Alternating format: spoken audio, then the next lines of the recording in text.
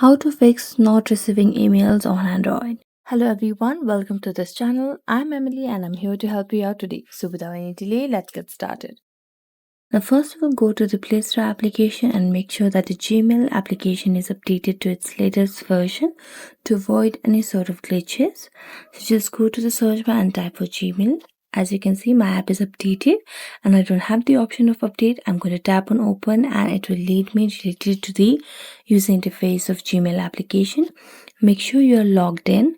Then tap on your profile at the top right corner of the screen and make sure that you have enough storage in your Gmail account to receive the emails, because a lot of times due to lack of storage also the emails are not received and it leads to the bin or spam. So make sure you have some storage left.